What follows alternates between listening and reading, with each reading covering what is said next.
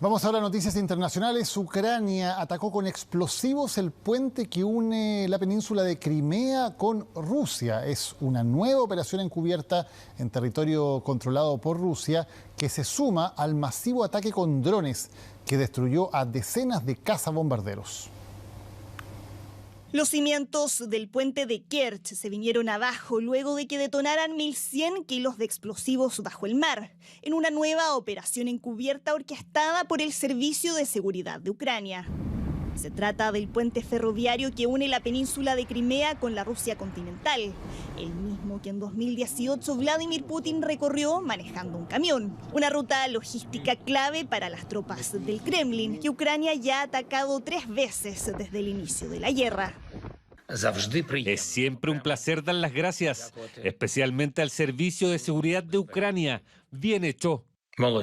Es la segunda operación ucraniana de alto perfil, a días del sofisticado ataque con drones de largo alcance sobre una flota de bombarderos estratégicos rusos. Un ataque que algunos interpretaron como un intento de Ucrania por cambiar la narrativa promovida por la administración de Donald Trump, que sostiene que Kiev tiene pocas cartas en la guerra. Al presidente Trump se le informó por adelantado que se venía el ataque. No sabía. Rusia respondió con el lanzamiento de cohetes sobre la ciudad ucraniana de Sumy, que dejó 4 muertos y 25 heridos. Una respuesta que, según Ucrania, demuestra que Rusia no tiene intención de poner fin a la guerra. Porque en cualquier momento puede venir, que es la parte que es de temer, que Rusia reaccione. Y reaccione sobre la base de lo que ha sido atacada y tenga una contraofensiva de mayor escala a lugares que no son los lugares tradicionales donde se ha creado el conflicto y donde han habido las conquistas territoriales. Una intensificación de las hostilidades que se da antes y después de los últimos acercamientos entre ambas partes para lograr una tregua con la mediación de Turquía. Desde Rusia ya descartaron la posibilidad de que se produzca un encuentro entre Vladimir Putin, Volodymyr Zelensky y Donald Trump, tras los nuevos ataques que desvanecen las posibilidades de alcanzar un alto al fuego duradero. Bien, vamos a seguir profundizando en lo que les comentábamos al principio, los últimos acontecimientos entre Ucrania y Rusia con la llamada Operación Telaraña y el nuevo ataque por parte de Ucrania sobre el puente de Kerch en Crimea. Queremos seguir profundizando sobre este tema junto a Samuel Fernández, analista internacional de la Universidad Central, que ya está en comunicación con nosotros. Samuel, ¿cómo estás? Muchas gracias por acompañarnos. Hola, ¿qué tal? No sé si me escuchan bien, porque sí, estamos un poco entrecortados. Sí, te escuchamos fuerte y claro, Samuel. Quería partir preguntándote por cómo ves acá este último ataque, donde muchos lo han descrito ahí como un ataque digno de Hollywood, que podría ahí marcar un hito en lo que ha sido la guerra hasta el momento. Perdón, les quiero pedir en sala de dirección si pueden bajar un poco el retorno. Muchas gracias. Ahora sí, Samuel, escuchamos fuerte y claro. Tenemos una situación distinta por lo que se ha producido, porque ha tomado la iniciativa Ucrania que hacía tiempo que no la tomaba en esta dimensión. Sobre todo utilizando un armamento que está disponible, pero que ha sido utilizado con muchísima inteligencia. Los drones que atacaron Rusia en distintas partes no fueron enviados directamente, como sabemos, sino que fueron llevados por tierra en camiones y containers para poder atacar de manera efectiva. Esto deja en evidencia de que no necesariamente el gran poderío militar va a tener el resultado esperado, sino que normalmente hay que poner mucha imaginación, mucha inteligencia en el sentido estricto, y además el hecho de buscar la sorpresa, que es lo que más se ha obtenido. En ese sentido, ha creado una nueva situación en que aparece Rusia golpeada en algo que no ha tenido en lo anterior, lo cual sí hay otras consecuencias. La primera consecuencia es que no cambia el panorama estratégico general, porque no se trata de una recuperación de territorios que hayan sido dominados por Rusia, como toda la parte de Donetsk y Luhansk, que es la parte este de Ucrania, sino que es un golpe sorpresivo que crea desconcierto, que deja en evidencia que son vulnerables y que pueden ser atacados incluso cuando no hay equivalencia en las fuerzas. Y en ese sentido, Samuel, claro, aquí lo que llama la atención de este ataque es más que nada la sorpresa, ¿no? Que da a entender acá que Ucrania cuenta con capacidades que Rusia no estaba tomando en cuenta. ¿Crees que eso también puede ser una señal, un mensaje a Estados Unidos, sobre todo tomando en cuenta ahí la retórica de la administración Trump, donde dan a entender que ahora en medio de las conversaciones por un alto al fuego, Ucrania no tendría ahí muchas cartas sobre la mesa? Soledad, lamentablemente la comunicación, estoy escuchando muy mal lo que ustedes preguntan, ¿no? Tendría que inventar y no sé qué es lo que me han preguntado de verdad, lo siento, pero... ¿Sí me escuchas bien ahora? La comunicación está un poco débil. Estamos ahora mejorando la comunicación, no sé si ahora me escuchas bien, Samuel.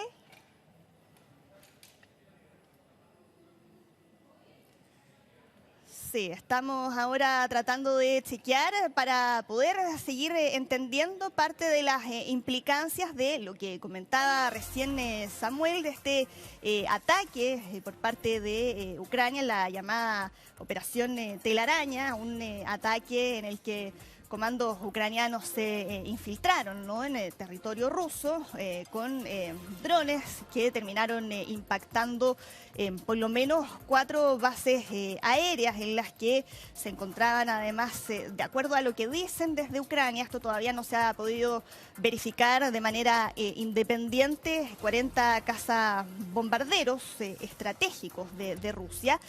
Preguntábamos recién por las implicancias y claro, aquí lo que más llama la atención tiene que ver con las consecuencias a nivel de la señal que esto podría dar respecto a las capacidades con las que cuenta Ucrania, porque como decía recién Samuel, esto no implica ningún avance estratégico sobre el terreno.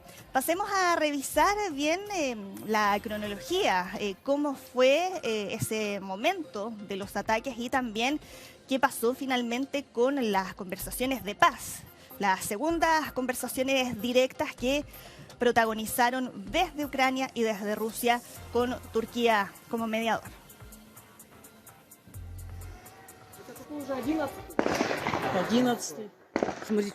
Al menos 5 aeródromos militares rusos vivieron las consecuencias de lo que muchos denominaron el ataque más audaz por parte de Ucrania hasta la fecha. 117 drones se introdujeron de contrabando en Rusia y fueron lanzados de forma remota hasta destruir al menos 40 cazabombarderos en la llamada Operación Telaraña. Una ofensiva que dejó pocas esperanzas de avances en la antesala de la segunda ronda de negociaciones entre ambas partes en Estambul, con el gran anhelo de Turquía de lograr una reunión entre los máximos líderes de los países en conflicto.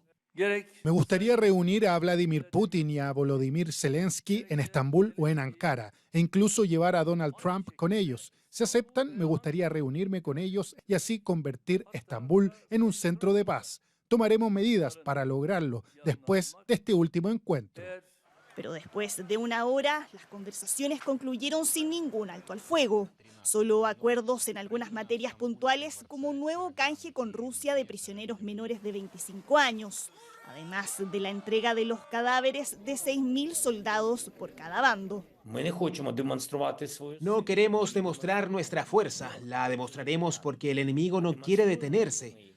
La demostraremos de forma justa contra objetivos militares y no solo a los agresores rusos, sino también a todos esos aliados que una vez fueron fuertes aliados y ahora han empezado a dudar de nosotros. La confianza en los ucranianos y en Ucrania ha regresado. La delegación rusa rechazó un alto al fuego incondicional Entregaron un memorándum en el que proponen una tregua parcial de 2 o 3 días, con la exigencia del reconocimiento internacional de Crimea y las regiones ucranianas que se anexaron. Exigen también que Kiev abandone su intención de ser parte de la OTAN. El documento propone una paz real y duradera y qué medidas deben tomarse para posibilitar un alto al fuego completo. Es bastante detallado y ha sido elaborado adecuadamente por nuestra parte. La parte ucraniana decidió someterlo a estudio. En las conversaciones quedaron temas pendientes, como la petición de Ucrania a Rusia para que elaboren una lista de los niños secuestrados durante la guerra. Por ahora se espera que las partes en conflicto vuelvan a verse las caras en una nueva ronda de diálogos en los últimos días de este mes de junio.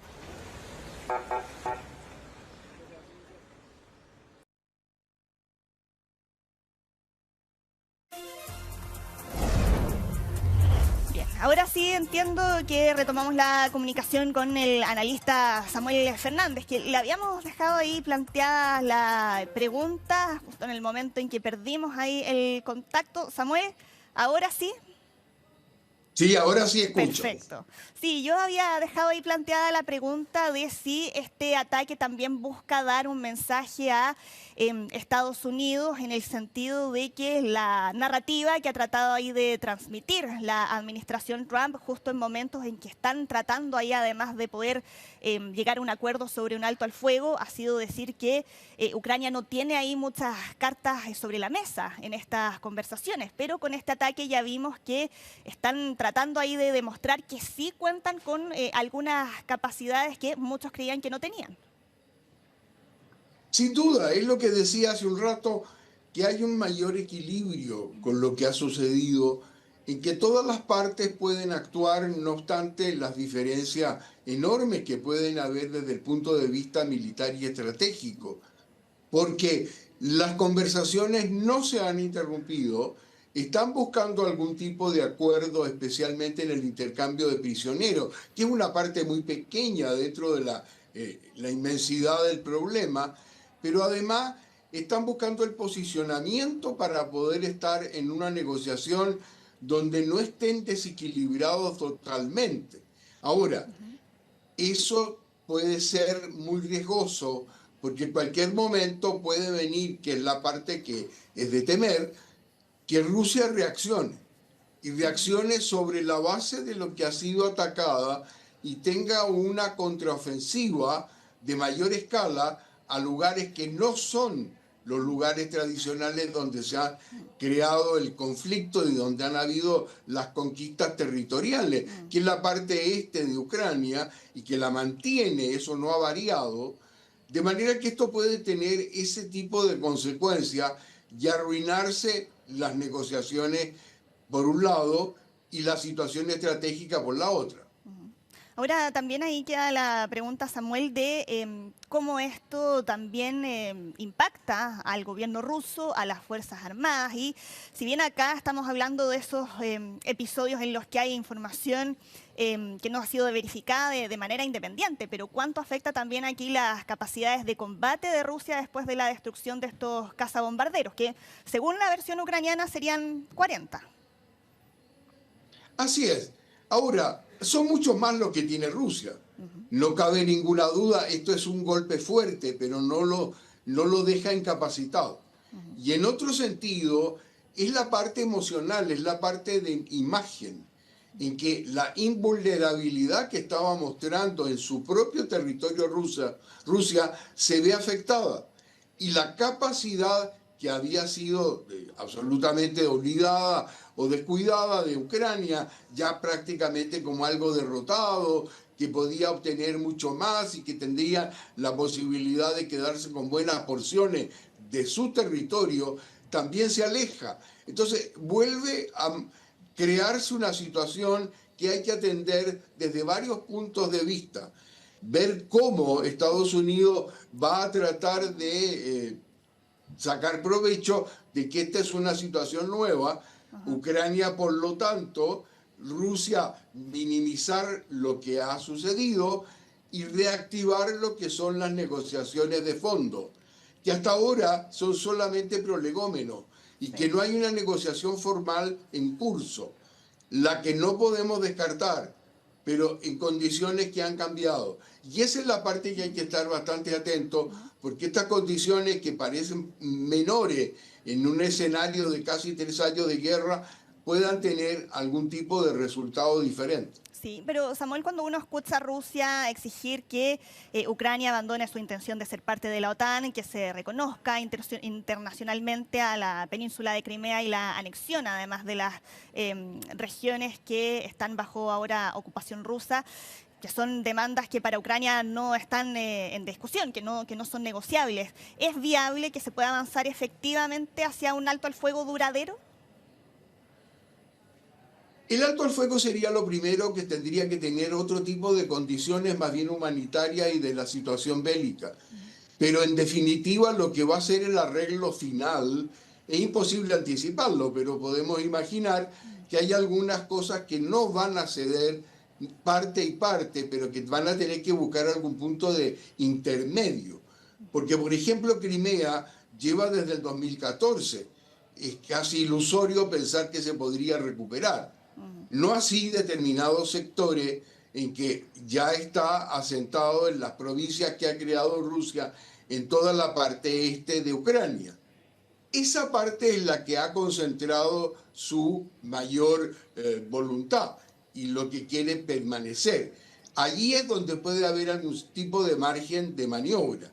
Y las otras condiciones adicionales, en la parte del territorio es muy difícil anticiparlo, como decía, pero en las otras que son más bien políticas, sí que puede tratar de obtenerlo como una garantía, vale decir, el no ingreso a la OTAN, pero está pendiente el ingreso de la Unión Europea, que es una cosa diferente, que es política y que tiene otros objetivos.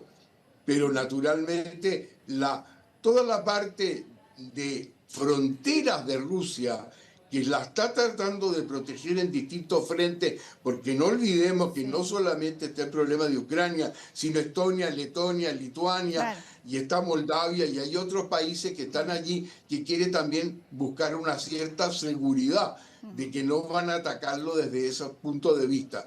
De manera que hay que saber distinguir lo que hay en la parte propiamente bélica, que es la que hemos hablado y que se ha dado de esta manera, y lo que son las partes políticas que pueden tener un mayor margen de maniobra de negociación. Sí, sigue siendo incierto el panorama, vamos a ver ahí qué es lo que resulta de esas conversaciones. Samuel, muchísimas gracias, como siempre, por acompañarnos aquí en Chilevisión.